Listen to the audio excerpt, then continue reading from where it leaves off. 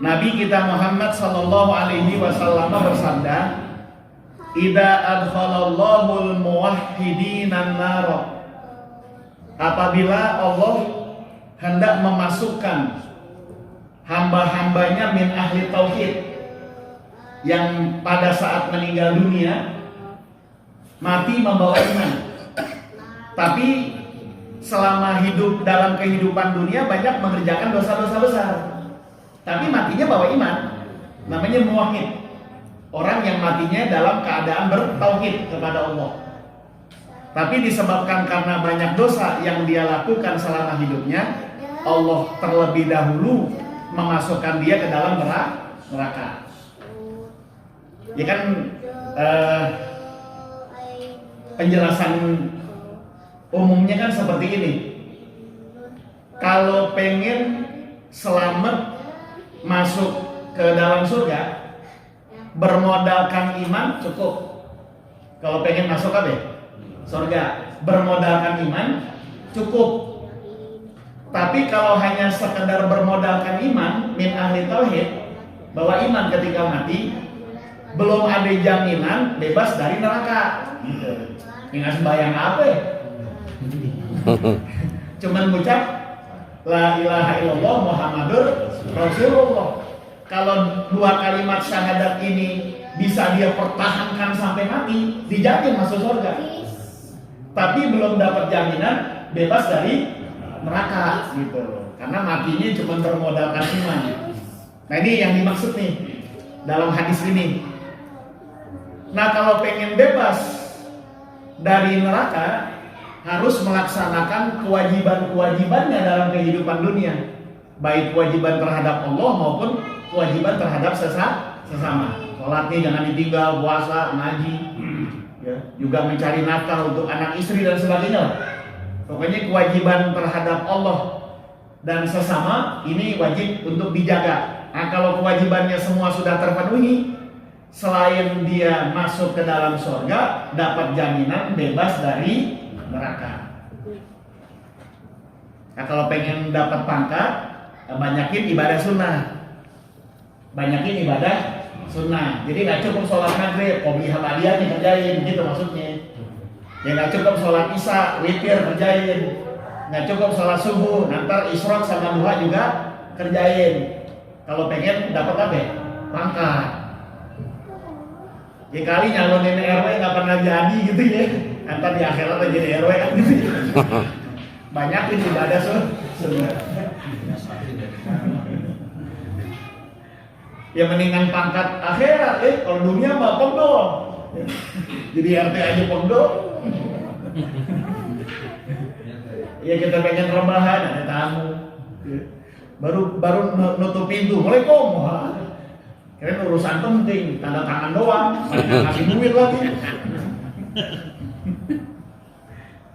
Jadi jabatan dunia mah bikin pegdo. Yang enak jabatan apa? Di akhirat. Nah, jadi kalau kita pengen mendapatkan jabatan dan pangkat di akhirat, ya banyakin ibadah sunnah. Nah, jadi 3 ada tuh. Kalau sekedar masuk surga, iman cukup. Cuman belum bebas dari neraka. Kalau pengen bebas dari neraka, harus ngerjain semua kewajiban, baik kepada Allah maupun terhadap sesama. Cuman gak dapat pangkat kalau cuman ngerjain yang wajib. Nah, kalau pengen dapat pangkat dan kedudukan yang tinggi, harus memperbanyak ibadah sunnah.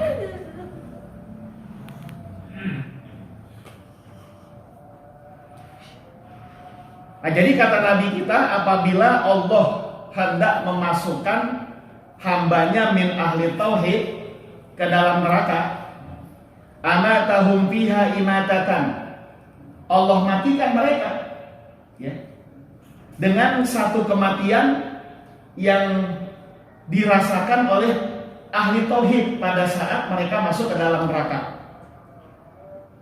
Nah, misalnya gini, ada seorang yang beriman meninggal dunia, tapi disebabkan karena dosa-dosa besar yang dia lakukan dalam kehidupan dunia, ketika dihisab, ditimbang, ternyata dosa besarnya banyak. Nah, dia masuk ke dalam neraka. Tapi disebabkan karena dia punya iman di dalam hatinya, ketika masuk neraka itu kehidupannya dicabut oleh Allah. Pemahaman tentang kehidupan yang dicabut oleh Allah ini para ulama berbeda pendapat. Ada ulama yang berpendapat dia dicabut kayak mayat hidup gitu. Mayat hidup, kayak zombie lah gitu ya. Jadi artinya mau kena sundut, ya kena bakar, kena tusuk, itu nggak dirasain sama dia, kan zombie begitu ya. Jadi rasa sakit pada saat dia mengalami penyiksaan di neraka itu diangkat oleh Allah. Masuk neraka hanya menjalani prosedur masuk neraka, cuman tidak merasakan rasa sakit selama di dalam neraka. Dan ada pula ulama yang berpendapat bahwa ketika dia masuk ke dalam neraka itu kayak orang yang suntik sebelum operasi. Apa suntik apa itu? Iya, suntik kebal gitu. Bius ya. Disuntik bius. Ya, disuntik bius. Jadi selama di neraka mau puluhan ratusan tahun dia nggak merasakan apa-apa. Seperti hanya orang yang dioperasi. Nanti pada saat dosa-dosanya sudah terbayar habis selama penyiksaan di neraka dikeluarin. Pada saat dikeluarin dimasukin lagi rasanya. Wah, itu rasa sakit yang dia rasakan ketika rasa tersebut dimasukkan kembali oleh Allah ke dalam badannya, itu dirasakan sebelum dia dibebaskan dari neraka. Lalu setelah itu masuklah ke dalam surga. Jadi nggak terus-terusan mengalami kesakitan.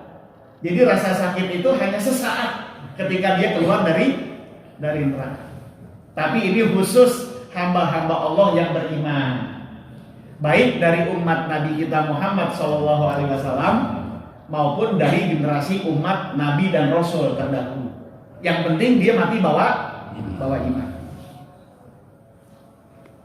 Nah, saya ulangi nih hadisnya.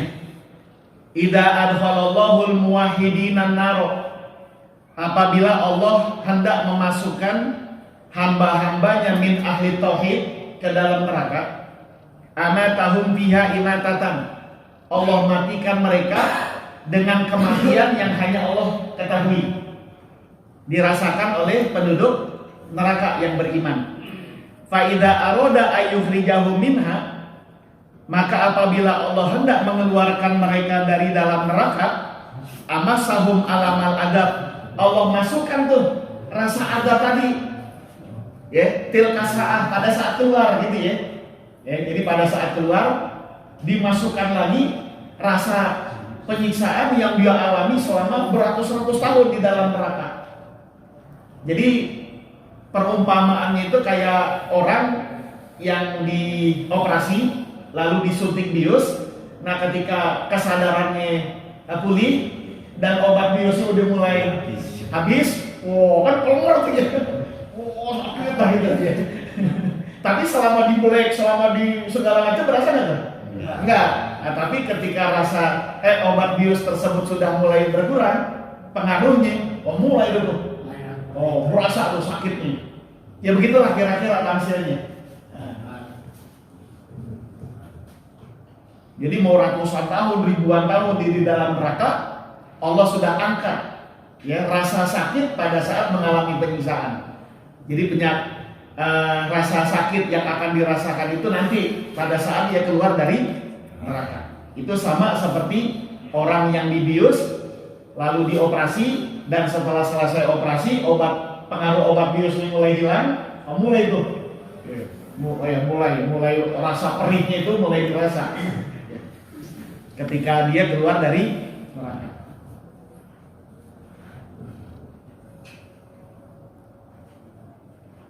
Jadi amasahum alamal adab tilka sa'ah. Allah masukkan kepada mereka, ke dalam diri mereka rasa adab tadi, tilka sa'ah, pada saat itu, artinya pada saat dia keluar dari neraka.